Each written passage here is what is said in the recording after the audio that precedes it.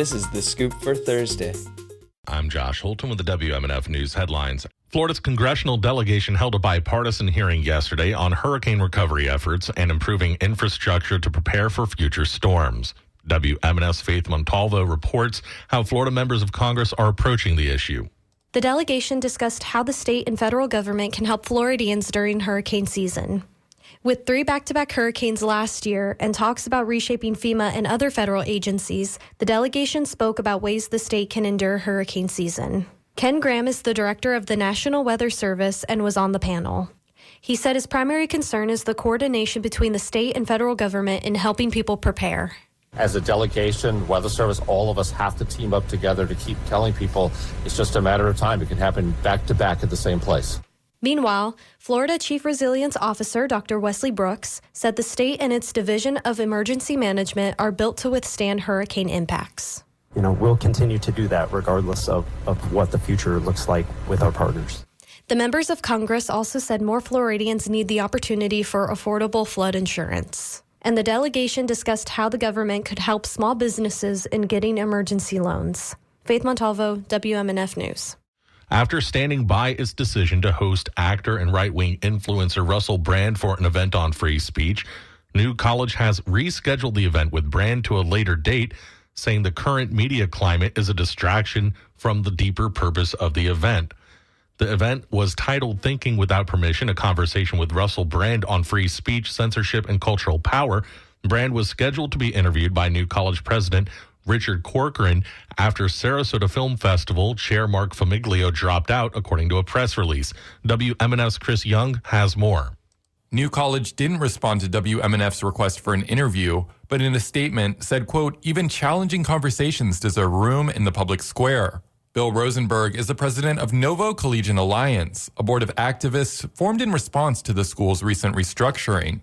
The idea that would be he would be a suitable selection for a talk just is, it boggles the mind in a lot of ways, and yet in other ways it doesn't, because it's very much the playbook under the Corcoran administration. It has been since the takeover. In 2023, New College underwent a conservative takeover, with Governor Ron DeSantis packing school leadership with Republican allies.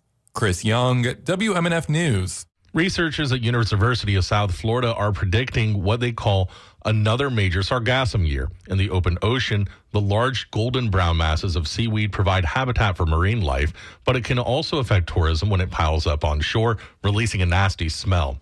WMNF's Chris Young reports on separate research that brings us closer to understanding why sargassum is impacting beaches rather than staying ashore. Researchers found that large sargassum blooms were carried from the open ocean to beaches in the tropics starting in 2009 by strong ocean currents and winds. And the nutrients that accelerate the growth of the seaweed are supplied by an ocean process known as vertical mixing. That's where water masses mix seasonally due to shifting winds. Frank Mueller-Karger is a professor at the College of Marine Science at the University of South Florida in St. Petersburg and was involved in the study. It's not that sargassum is a bad weed or that is reflecting pollution. Rather, it's a natural phenomenon that we need to appreciate for what it is, but also learn to live with. Mueller-Karger says his findings may mean that managing sargassum will be hard to do on such an enormous scale, and communities must adapt. Chris Young, WMNF News. The House and Senate yesterday passed proposed budgets that are billions of dollars apart, giving them little more than 3 weeks to reach an agreement on tax cuts. The Senate budget proposal totals $117.3 billion. The House proposal has a bottom line of about $113 billion and is linked to a $5.4 billion tax package that includes reducing the overall state sales tax from 6% to 5.25%.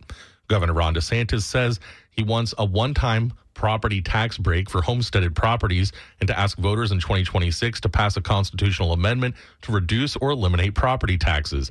Sunshine today with highs in the lower 80s. Clear skies tonight with overnight lows in the lower 60s. Sunny skies tomorrow with highs in the lower 80s. I'm Josh Holton with the WMNF News headlines. This is The Scoop, recorded at WMNF Tampa.